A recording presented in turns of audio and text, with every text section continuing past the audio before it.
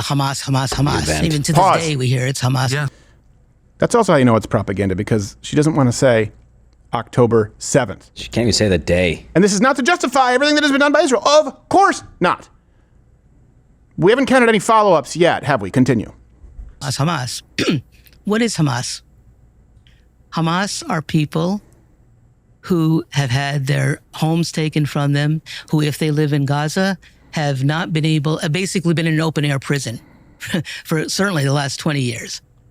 Tucker Carlson, this interview. And guys, I know there's some stuff going on here. You can kind of keep us posted as far as news, because I think we'll probably be wrapping this up relatively quickly.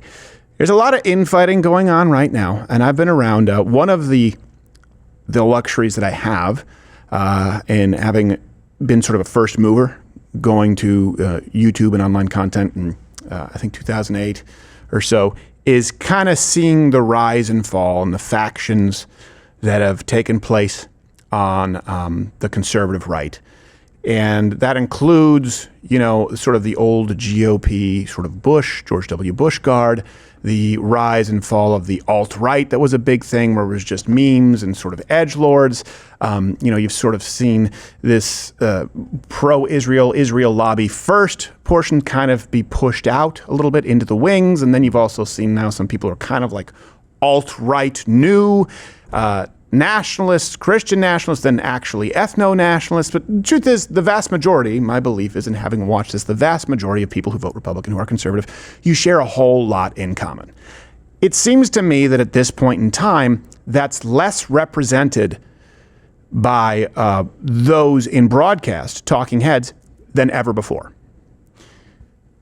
That's what I've noticed. And you guys can comment below. Who do you think represents you best? And you can't use me. That's a cheat. Who do you think out there represents your... It used to be back in the day, okay, Rush Limbaugh. Yeah. And some people with Sean Hannity. Some people Savage. Now, who would it be? And it seems as though folks are kind of jockeying for position to be a mouthpiece, to be an ambassador for maybe viewpoints that you don't necessarily hold. And right now, everyone's pointing to everyone else being a Fed. Okay, so... You're not a Fed, right? Making sure. Yeah, okay, no. cool. All right, yeah. I mean, it'd be odd for the FBI to say that they're going to investigate fellow Feds after the Nashville Manifesto. Remember? It's just weird. True. Yeah. So I never did. No. Fed no. on Fed crime. So A lot of people don't answer. I'll just say, no, I'm not a Fed. Okay, hopefully that puts it to bed. That's exactly what a Fed would say. This interview with this nun, Tucker Carlson. Let me just sort of set this up here. There's a lot, by the way, that I agree with. I do agree, by the way, that you can platform anybody you want, especially if it's someone who has an adversarial viewpoint. And I don't think that you are enabling, for example, a Nazi if you host someone who holds Nazi views and you rebut them. That's just not something that I agree. I think you can discuss issues with whoever you want. I don't know the views of everyone and change my mind. And I think that some of the views expressed here, I get it. We've talked about AIPAC. About unwarranted influence. I understand that. I would also say, do Qatar, do Chinese influence. But with Tucker Carlson interviewing this woman, seemingly out of nowhere, when there are much better ambassadors of the Christian Orthodox faith and its followers, when there are far more informed and, yes, experienced people as it relates to the Israeli-Hamas-Palestinian conflict, you go, okay, why? Why this interview? It seems odd, doesn't it?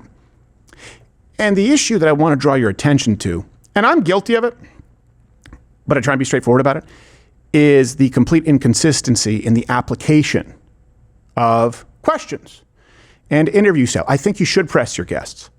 I think it's fine to steer right into controversial topics. And I think it's fine to have a bias, but I think you need to be honest about it and not present yourself or your viewpoint as something that isn't so. We saw this, I call it the sort of Jesse Ventura syndrome, the I'm just asking questions, tough guy. Well, what Tower 7? Well, what do you think? I don't know, do you? Do you? I'm asking questions. Well, at a certain point, there's of no value, and do you apply it equally? And which Tucker Carlson are we talking about? I mean, this is someone who was, literally they lampoon him. He was on King of Queens because he was the bow tie, three-piece suit wearing salmon pants, Madras shorts, country club Republican, think Manhattan Institute think tank guy. And now he's the everyman dressing in what appears to be how he views a fly fisherman to be every day, all the time. And there's a lot in this interview, of course, that just doesn't make sense. It's factually inaccurate. It's factually incorrect. And there was no pressing on it. So let me set this up for you. Yesterday, or was it 2 days ago? I believe yesterday, Tucker Carlson hosted Mother Stephanopoulos. Yes, George Stephanopoulos' sister, who is a Palestinian Christian living in the West Bank. And just here are a few highlights to start. So you first moved to the Holy Land in 1996? Correct, yep. As a nun? Right. How are Christians doing in the Holy Land? Well, it's become a very difficult time for them there. You know a lot of Christians in the Holy Land. How many support the government of Israel that you know? The Palestinians within Israel? Yeah. Christians support the government of Israel. I don't know that they would be any that really would. Any. We're just flooded with this message that those terrorists are coming to get us next, which is absurd. Has any member of Hamas or anybody of a Palestinian come and threatened America as an American? Well, like I said, originally the idea of having the 1,000-year kingdom is a heresy that was in the early church. So first off, there's just so much just there to address that's intellectually disingenuous. But the fact is, I'm actually not going to do that because this lady, I'm just going to be frank. It's a lady? Yeah, and I get it. I know it's really easy to be confused because it looks like Clint Howard in disguise. And I understand that that's ad hominem, that should be beneath me, but it's not. What the hell is even that? It's lazy propaganda. And I'll just use that as one quick example. Like, how many have there ever been Palestinians or Hamas who have threatened America? Well, yeah, of course, threatened Americans. Yeah, of course, death to America. An individual American on American soil? Well, no, because we've had security measures to make sure that doesn't happen. It's silly, it's lazy, it's dumb.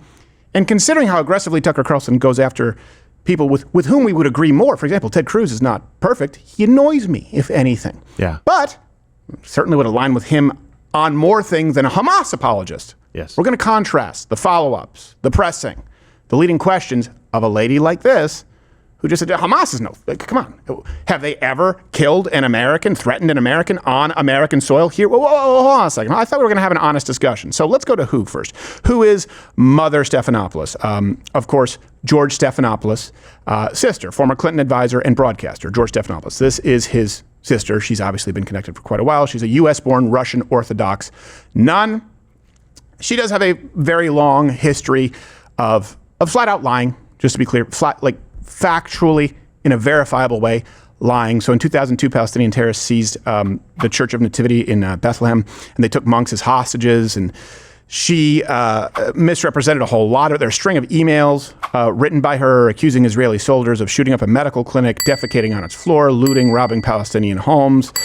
Sometimes there are articles that say she accused people falsely of rape. Now, keep in mind, she always said, this is what someone else told me. She's never experienced this herself or seen it herself and admitted as much, but it didn't stop her from going to the press. She also describes terrorists as not terrorists. Sometimes she describes them as policemen, parishioners, husbands, and fathers. So you can check all the references. That's who this person is, if you want to know the motivations there and how much you would align with this person's perspective. Let me just rattle off a few examples of so clearly factually inaccurate statements that were pushed back on 0%, so you can kind of guess how the rest of the interview goes. Here's the very first claim that she makes. She says that the Christian population in Israel is declining. Go. I keep reading that the Christian population in the region has declined dramatically since Israel became a state in 1948. Right. Wrong. And I'm not quite sure why. Israel has continued to grow and think that they can dominate the Christian areas, the areas of Palestine. So they make it very difficult for anyone else to be able to live there. But I'm just still confused by the idea that the Christian population is declining under Israeli rule. Yeah. You would think just the opposite. They do not want any Palestinians there. So the majority of Christians in Israel and Palestine are Palestinian. So they have to leave too. Okay, let's put the conflation that she does on that, I'm using the term loosely, on the side here. And you know what? This should be fine. A lot of people are afraid because there's some, I'll tell you this, there's some dirty pool that takes place if people criticize Tucker and you're not part of the Cool Kids Club. I keep reading that the Christian population has declined there since Israel has become, since they've gained statehood. Well, where are you reading that? Because Israel's Christian population is increasing. From 23 to 24 recently, it's been an increase of 0.6%, and it's grown by 5 times. The Christian population has multiplied by 5 since 48. Let's contrast that with the Christian population in Palestine. 90% decline since 1922. It's a factually incorrect statement, and both of them make it. I'm just asking questions. Here's the thing. I can't stand AIPAC, and I don't think that the United States should be supporting Israel to the tune of billions of dollars like we do.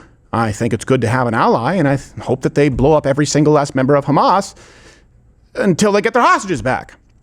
You mean Tucker doesn't know the Christian population of a country he wants to hate? How could he not know the population of a country he wants to hate? Yeah, well, he also knows the opposite of truth, which is it's declining. And I know people, you can like Tucker. Hey, that's why we have an admonish button. This is factually incorrect. Here's another one that's made, that Christians, specifically Christians, need a permit to travel to Jerusalem. A Christian who lives in Bethlehem cannot go to Jerusalem, to the Holy Sepulchre, without a permit by Israel, and they don't usually give those permits, especially now. A Christian can't. No, without permission from Israel. Why she smile? That's interesting because, I mean, those Christians that you're describing, I mean, they're the descendants of the Christians. Absolutely, yeah. Were converted They've been by there Jesus. from the beginning, yeah. So specifically, Christians can't. And then reiterate, so Christians can't. All Palestinian citizens need permits to travel between Israel and Palestinian-governed areas. Hey, look, we're just putting our journalism hat on. We're just asking questions. Could you guess why? Do you think maybe there's some security issues? Do you think maybe the idea of now, wherever you line up, I wouldn't fault Palestinians and Hamas for requiring permits. The fact is, no one actually goes there because they get shot at. But I wouldn't fault them if you're at war. It's like, hey, do you think we need a permit? I don't know. How many rockets have been launched at our civilian population today? Nah, come on in. But they make it sound like it's just Christians. That, in combination with the lie that the Christian population is decreasing exclusively in Israel, when the opposite is true, makes a case based on a scenario that's a lie. This idea that Israel is the most anti-Christian nation in that region, whereas the other ones are tolerant. It's not true. Here's another one that's factually incorrect. It's just not even close. That Israel and the United States specifically installed a new regime in Syria. I find it mind-boggling that now we take sanctions off after Assad is gone, and we put in place someone who was Daesh, who was part of ISIS. Does a leopard change its spots? Remember that. Who is he serving? Is he serving the Syrian people or the Israeli people? What's the answer? Right now, it looks like he's serving Israel. Yeah, no pushback on the statement that this man from ISIS is an Israeli shill. When you think ISIS, do you think Zionist pro-Israel shill? Or do you think burning Christians alive in cages? I don't know. You comment below. What do you think? What do you think? So it folds, it crumbles under its own weight. But here's also the important part. The U.S. provided zero diplomatic, financial, military support to the new regime. And if Israel did support this new regime, they presumably probably wouldn't have destroyed heavy weaponry there in Syria, seized Syrian territory, and attacked Syrians who were massacring some of their Jewish people. Like, you'd think, it doesn't seem to make a whole lot of sense, just like the statement, does a leopard change its spots? He's ISIS, doing the bidding of Israel. Right. So 3 right there, Christian population declining, only Christians aren't allowed to have, they have to have permits, and the United States installed the new Syrian regime. If you want to argue that there was a vested interest, sure, that didn't like Assad, sure. But these are factually incorrect statements that set up an hour-and-a-half-long interview of what is Hamas propaganda, and it's not even veiled, with no pushback. So, here's what I want to draw your attention to, and this isn't something that I have an issue with. Now, let me be clear. For example, I really... Okay, Ted Cruz. Let's take Ted Cruz. He's been on the show quite a few times. He's done some things that I disagree with. I voted for him. I believe. Yeah, right. He's my, yeah. He's a representative. Yeah, he's my, right? Ted Cruz? Yeah. I was like, yeah, of course I did. Okay. Ted Cruz. Disagree with him. Do I think that I would align with Ted Cruz's views and values more than someone who calls Hamas policemen and parishioners. Uh-huh. I've pressed Ted Cruz here. I've pressed Vivek here quite a bit, and they deserve to be pressed. But I've also pressed imams who've been on the show, who eventually called for my death. I also apply it when interviewing those who are clearly aligned with the political left and people who seek to destroy Western Christian civilization to the same degree, or at least to some degree. I get it. You can think Ted Cruz is annoying, and you can think that Ted Cruz deserved to be pressed. He did. And he didn't answer very well. And I agree with the premise that AIPAC sucks for the same reason that Act Blue sucks, for the same reason that everyone else who gave to Hakeem Jeffries and Bowman and these people are awful. They're just not the only influence in American politics, and that doesn't mean that Hamas consists of husbands, fathers, parishioners, and policemen. And I don't know which Tucker it is that I spent a lot of, full disclosure, spent a lot of time with him professionally at Fox News, not much socially. This is a guy who went from country club bow tie wearing Republican 24/7. He was never seen without a bow tie. It was his calling card to now 365 days a year, what he pictures a fly fisherman to look like all the time. It looks like a cartoon. It looks like if there was an installment, an edition of Curious George Goes Fly Fishing. It's like he's trying to make sure that you know, hey, I'm just like you.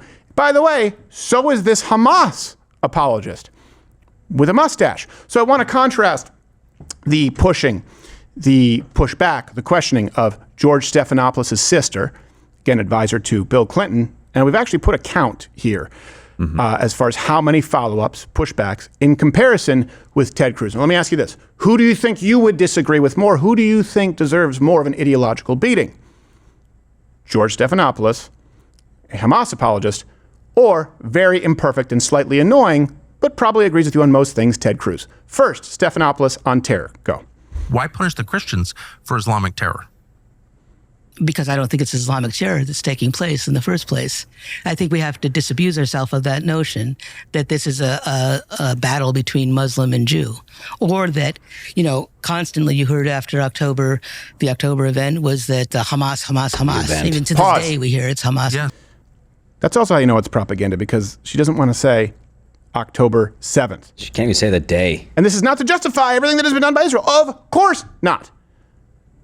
We haven't counted any follow-ups yet, have we? Continue. Hamas. What is Hamas? Hamas are people who have had their homes taken from them, who, if they live in Gaza, have not been able, basically been in an open-air prison for certainly the last 20 years. Now, I would be just as bothered if a representative, and I am, if a representative of the Israeli government acts as though they are completely blameless without blood on their hands, or tells you that you're an anti-Semite if you question the Israeli government. I'd be just as upset. Hamas is just, but hold on a second. Is there anything bad? Do they want the destruction of Jews? Do they want the destruction of America? No pushback, none whatsoever. Go watch the whole interview. Let's compare that with Ted Cruz. The Iranian economy was in shambles. They had massive inflation. I think the regime was teetering. I think it might have fallen. I would use economic sanctions and I would use moral suasion to try to effectuate if you regime topple, change. okay, so you topple the regime and by whatever means, what happens then? How many people live in Iran, by the way? I don't 2. know the population. At all? No, I don't know the population. You don't know the population of the country you seek to topple?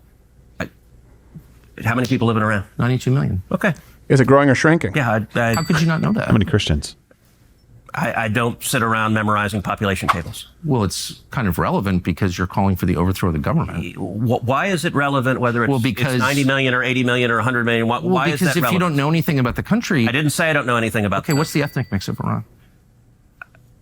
They are Persians and what predominantly Shia. Okay, it's not even... You don't know anything about Iran. So okay, actually, I am not the Tucker Carlson expert on Iran. You're a senator who's calling for the overthrow of the government. You're the one who don't know anything about the country. So 7-0. I can't even emotions. 7-0. And by the way, we didn't even include the statements of you don't know anything about Iran, which is an outright attack.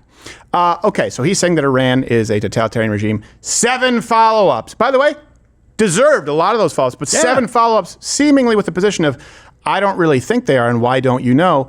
Again, you have a direct apples-to-apples comparison of Hamas is just, these are people who have been displaced. Hey, if Iran isn't all evil, right? Even if they're mostly good, if they're mostly inconsequential, as some people have presented, all right, would we still acknowledge that Hamas isn't all good? Maybe even mostly good? I'd posit it's mostly bad. Let's go to the next one here. Again, comparing Stephanopoulos, George Stephanopoulos' sister, former Clinton advisor, and serial lying nun and Clint Howard lookalike on Christians. Go. You know a lot of Christians in the Holy Land. How many support the government of Israel? Do you know? The Palestinians within Israel? Yeah. Christians support the government of Israel. I don't know that they would be any that really would. What's the especially now? I mean, they're literally throwing out Palestinian representatives. So in the U.S., there's a sense really fast pause. She does this a lot, and he goes along with it, completely conflates all Christians with Palestinians. Yeah. Palestinian representatives. Well, hold on. Do you know who happen to be some Palestinian representatives? Hamas. Yeah, this is confusing. If you don't know anything about the area and you're just watching this for the first time. Yeah. You would think, oh crap, I didn't know Palestinians were Christians. I thought they were Muslims. Yeah. I didn't realize that they were growing and they were fostering a pro-Christian environment, and Christian representatives are being booted out while Israel culls the Christian population. The exact opposite is true. That does matter. Rewind it a little bit and let's continue to finish again. We're just looking at the number of follow-ups here based on the fallacies presented. Palestinian representatives. So in the U.S., there's a sense that Christians support this program. Of course not. I don't even give that one. I'm sorry. The Annies that he's talking about there, he's feeding her a point. Buttressing her point. Yeah, he's feeding her a point. Underscoring. He's giving her air support. Let's compare that with, again, Senator, very imperfect, annoying to many, but I wouldn't say as bad as a Hamas apologist, Ted Cruz. Growing up in Sunday school, I was taught from the Bible, those who bless Israel will be blessed, and those who curse Israel will be cursed. And from my perspective, I want to be on the blessing side of things. Of those who bless the government of Israel? Those who bless Israel is what it says. It doesn't say the government of, it says the nation of Israel. Does it? That's in the Bible. As a Christian, I believe that. Where is that? I can find it to you. I don't have the scripture off the tip of my... You pull out the phone and use the Google. It's in Genesis. But so you're quoting a Bible phrase. You don't have context for it and you don't know where in the Bible it is, but that's like your theology? I'm confused. Such a prick thing to do, to ask a question that you know the answer to, just to see if they know the answer. Yeah. Well, listen, that was one of the most fair lines of questions he had for Ted Cruz during that thing. Ted's theology is a bit off on this. Sure. So I get it. It's fair. I also think it would be completely fair to go, well, wait a second. They're pro-Christian in Palestine. Yeah. Is that actually true though? Are you conflating Christians with all Palestinians, the majority of whom are not Christian? By the way, it's a shrinking number. Yeah. No follow-up. Isn't that a little odd? And you have to ask why. And why this person? And by the way, I'll give you the counter argument that will be presented. I know. Well, I mean, the difference is just a non. He's a sitting senator. That's what's going to happen. That's not lost me. That's why she was picked. Hey, why don't you pick someone who's authoritative in the Orthodox Church, who, by the way, this woman has rubbed the wrong way for a long time. Hey, how about someone like an Andrew Wilson, who's an Orthodox Christian? Also controversial, if that's what you're looking for. Why her? Is it to sort of safeguard against criticism, saying and I get it, you treat a sitting senator who can control policy differently, but this is someone who, by the way, has had connections with people in politics very high up for a very long period of time. The issue here, and by the way, I don't even care if someone does support Hamas and is anti-Israel to the bone if they're honest about it. If they're honest about it, they of course have the right to speak. And I'm not saying that Tucker Carlson is even that. It is just a remarkable inconsistency. And I will say, as someone who's been here since 2008 and who's made mistakes, but definitely tries to be straightforward and honest and provide the references, it's disconcerting to see people going like, yeah, well, did you know? They'll quote this as though, did you know that the population of Christians in Israel is shrinking? And it's actually growing in Palestine? Well, that's not true, though. That's not true. So that's not infighting. I don't want you going out and embarrassing yourself because you trust something that, frankly, you shouldn't trust. that you absolutely should not trust. This is a propagandist, and this is a propagandist who was given a platform specifically to spread propaganda and was questioned zero. This is the worst softball interview since that one with bin Laden in 98. Mr. bin Laden, you recently declared jihad against the United States. What's your reasoning behind this? The U.S. government has committed acts that are extremely unjust, hideous, and criminal through its support of the Israeli occupation of Palestine. And we believe the U.S. is directly responsible for those killed in Palestine, Lebanon, and Iraq. Yeah, maybe. We have focused our declaration of jihad on striking at the U.S. soldiers inside Arabia. Solid choice. But some people, the party poopers in Washington, would call that terrorism. Is it terrorism? Or is it just good old jihadi la-di-da-di? The U.S. today has set a double standard, calling whoever goes against its injustice a terrorist. It wants to occupy our countries, steal our resources, impose agents on us to rule us, and then wants us to agree to all this. Yeah, but you and President Clinton have a lot in common, no? I mean, you're both obviously babe magnets. Mentioning the name of Clinton provokes disgust and revulsion. Yeah, but he's not half as cool as you. We should hang sometime. You have any plans to visit the U.S.? You'll see them and hear about them in the media. God willing. Well, it's a free country. Can't wait. You don't fist bump? Also, just to be clear too, you can be both, and I'm not, but you can be both anti-Israel as a nation and anti-Hamas. Well, they're tunneling people. Yes, you could be both of those things. You could also be, anti the Israeli government in a lot of ways, in many ways because they're often a secular government, in many ways because there's obviously corruption. You could be anti-Israeli government and not anti-Israeli people and anti-Hamas, or you could be just anti-Hamas and it'd be reasonable and believe in a two-state. There are many different ways to approach this. I just don't think that a logically consistent one is to say that Hamas basically is a tribute to Christians in Palestine and that they're mothers, fathers, parishioners, and policemen. I just don't know how you make that case in 2025. You can say that about a lot of groups. Yeah. The KKK is made up of husbands and fathers and policemen. Parishioners. A lot of them. Pastors, tons of pastors, They weren't good at making the hoods with the eye holes. Sometimes you can't see out of them, I hear. So. But did you there were a couple, you can make these points that she was talking about the Syrian. Okay, who are the Druze people? Tucker, did you not want to follow up and say, well, yeah, they did bomb them basically to maybe protect some of the Druze Christians that were there?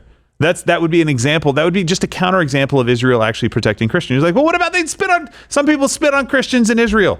Some people spit on Jews here. You get people like that all over the world. And maybe there are more Jews in Israel who spit on Christians. Maybe so. I know it, as I understand it, like camels. They do it. It's against the law.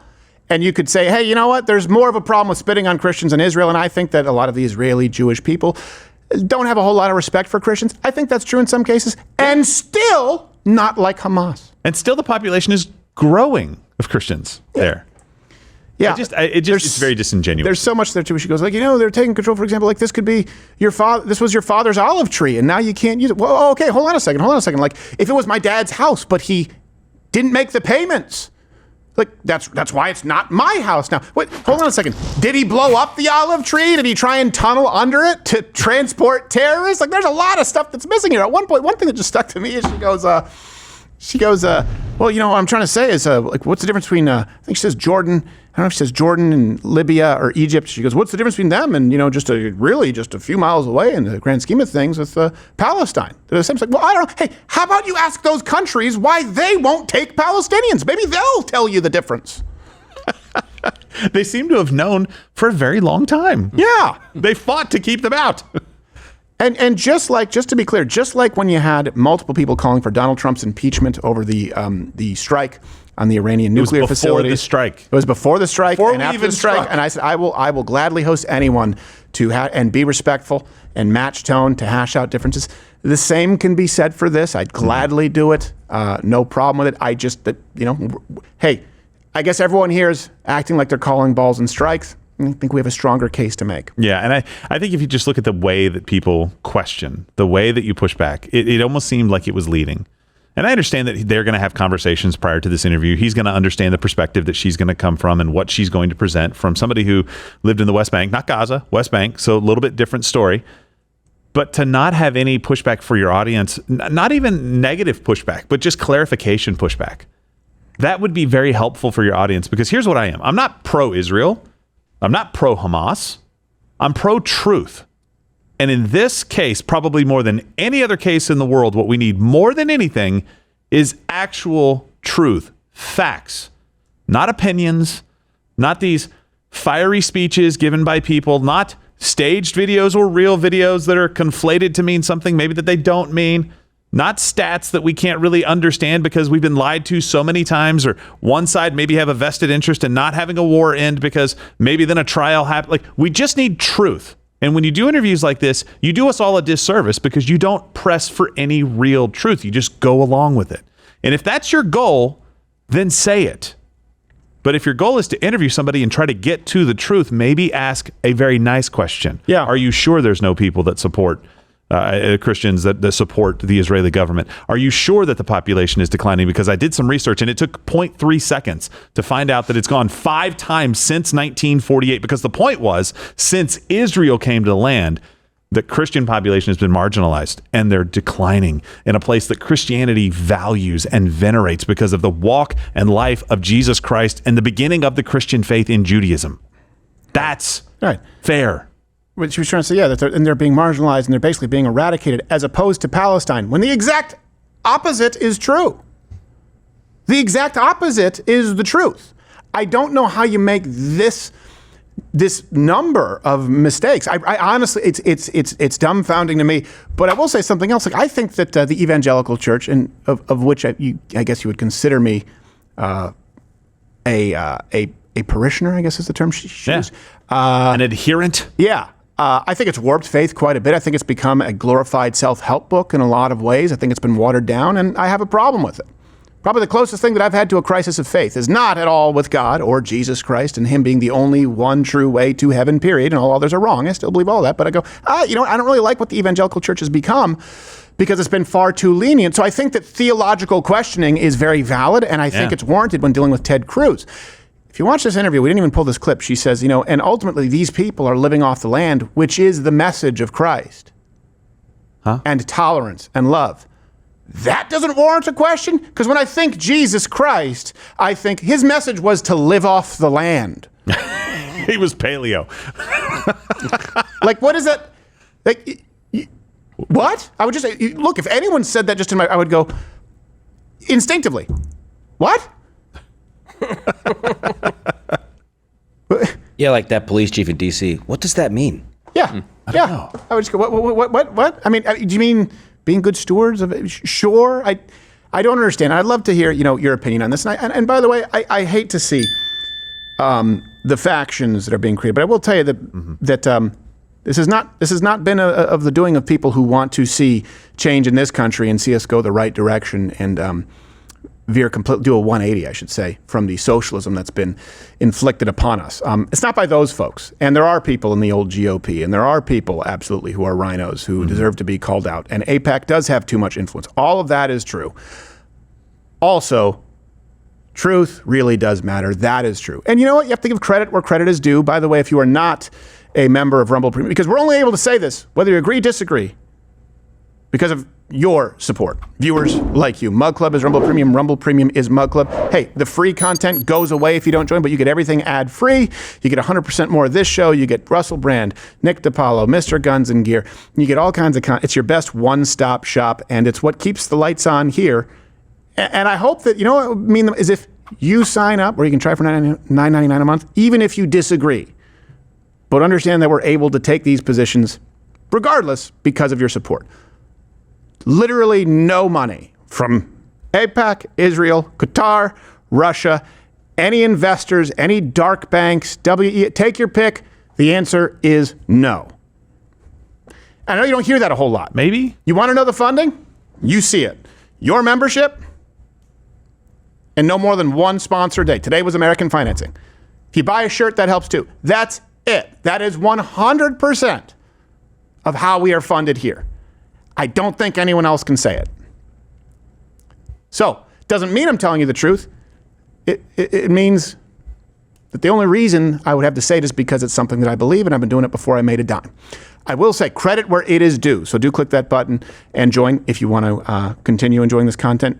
He did a great documentary, Tucker, on specifically China taking over marijuana grow farms in the United States. I saw some commercials for it while watching this interview, and it seems incredibly compelling, called High Crimes. Well, here's a story you probably haven't heard a lot about. The Chinese mafia is exploiting rural America to create a drug empire. This is not available on cable news. The network's not telling you about this, but it's totally real. Communist-affiliated drug gangs destroying parts of the United States, the parts that Washington ignores, to sell drugs, laundering money and building a black market network inside this country's most beautiful but least served areas. We've got a brand new documentary on this. It's called High Crimes, the Chinese Mafia Takeover of Rural America. It's available now on tuckercarlson.com. It's excellent. The purchase of churches and schools to aid the operation, the jerry-rigging of power boxes to steal electricity, foreign pesticides, collusion with the Mexican cartels. It's unbelievable. By the way, one of the drug houses is like walking distance from my house. I didn't know that. It's a layered and fascinating story. Head to tuckercarlson.com to watch now. We think you'll love it. And I would recommend that you do so. This has been a topic near and dear to our heart here. It's something that a lot of people aren't aware of. And if you want sort of a good precursor to it, a prep video, I'd highly recommend that you go check out the almost identical documentary that we did here 2 years ago, the China documentary, Inside the China Plot to Destroy America from Within. What you're about to see is a true story of how international organized crime, connected to one of the most powerful governments in the world, that's foreshadowing, has taken over Middle America, and how it threatens to do the same across the entire United States.